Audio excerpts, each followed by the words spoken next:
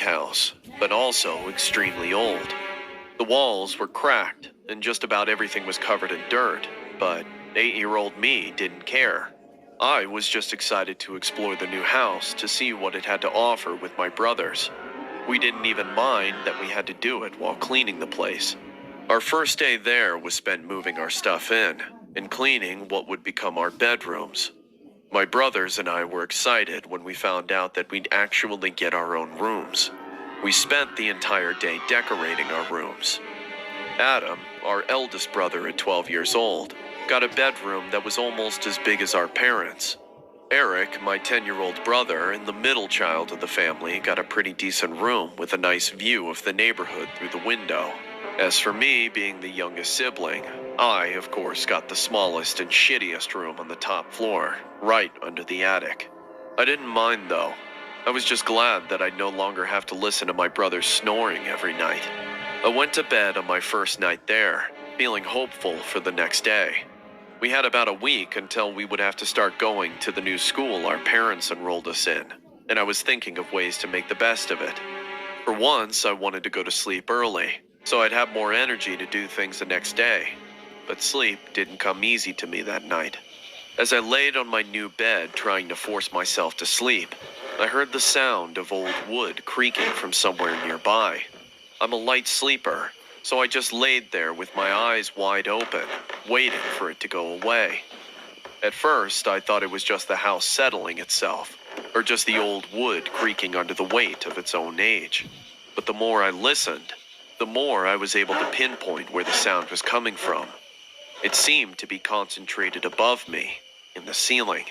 With eyes almost adjusted to the dark, I skimmed through the dirty, speckled ceiling, and noticed that each time I heard the noise, it would be accompanied by a tiny stream of fine dust falling from above.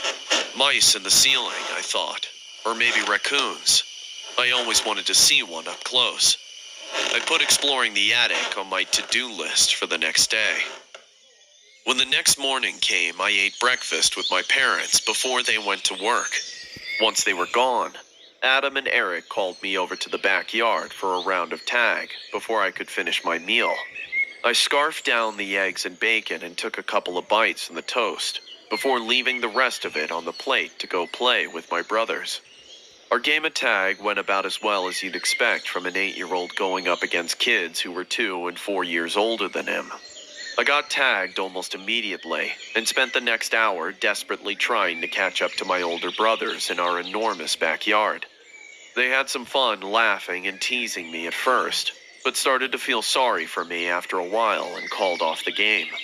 By the end of it, I was sweating on the grass and gasping for air as my brothers sat beside me waiting for me to catch my breath. When I did, they asked me if I wanted to keep playing, and I told them that it would be great if we could play something else, preferably something with an even playing field for the 3 of us. In the end, we decided on hide and seek. It'd give us a fun way to get to know the house better too, so we'd be killing 2 birds with 1 stone. Adam volunteered to be the seeker, since his height would help him look around more easily, and Eric and I should have an easier time hiding because of our smaller size. Adam turned around and loudly counted from 1 to 100, while Eric and I scrambled into the house to find a hiding spot. We both dashed past the dining room in a hurry, but as I did, I noticed something odd. My plate at the dining table laid empty, even though I distinctly remember leaving a bit of toast on it before joining my brothers outside. I didn't think much of it, though. I was in the middle of a game, after all. And after my humiliating defeat in tag, I was determined to win in hide and seek. I ran around the top floor trying to find a good place to hide. All the while, the voice of Adam counted from outside. I was going to hide in the wardrobe when I noticed that the attic entrance was ever so slightly ajar. The entrance to the attic was a trap door with a pull-down staircase on the ceiling, attached to a piece of rope long enough even for me to pull down. The first thing I thought was that the attic would be a perfect place to hide. Nobody had been there before, not even Mom or Dad, so Adam and Eric would have no chance trying to find him there. I pulled the string and an old wooden staircase lowered smoothly from the ceiling, despite its immense age. I carefully ascended, taking care to not put too much weight into my steps and to not accidentally break them. They were a lot sturdier than I thought they'd be. There wasn't even any dust on them. I poked my head into the attic to see if there were any good hiding spots. I wasn't expecting to see what I did. Strewn all around the floor were empty bags of junk food and wrappers.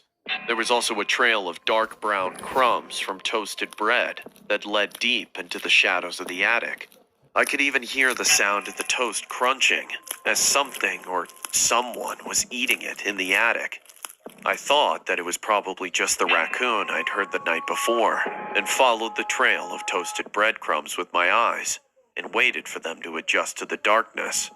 I felt my blood freeze in fear when they adjusted to the darkness enough to let me see the thing that had been hiding in the attic. Instead of a raccoon, I saw a person. A man in dirty, tattered clothes crouched on top of a patch of old newspaper laid on the floor as a sort of makeshift bed, munching down on my leftover toast with both hands. I let out an audible gasp in surprise before I could stop myself. The moment I did, the man's head spun in my direction, and I was able to see his face for the first time. He had a filthy, ragged beard covered in crumbs and lice, and his gaunt frame spoke of years of malnutrition. But worse of all were his eyes. Black, bloodshot eyes staring straight at me, with a desperate hunger I can't even begin to describe. I knew at that moment that I didn't look like a person to him, just an easy meal that'll fill him far better than the leftovers he's been living on. Drool overflowed his ravenous jaws, and he lunged at me with arms outstretched to catch me. I ducked just in time, pressing myself against the steps.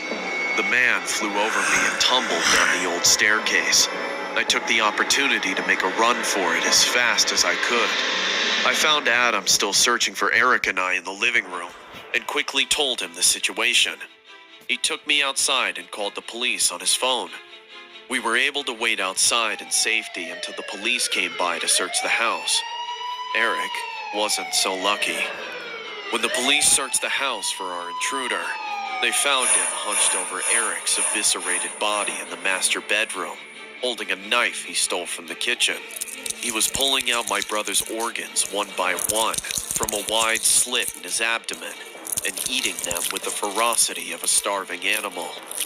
According to the police, the last thing the man said before they shot him dead was this: "I know all the places to hide in this house."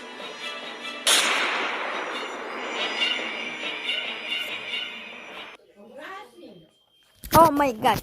Ovdje se radi o čovjeku koji jede ljude. Znači pojeo je hleb, buđav i ljudi moji vidjeli ste. Ovo je ocena, od mene ovo je 7,5.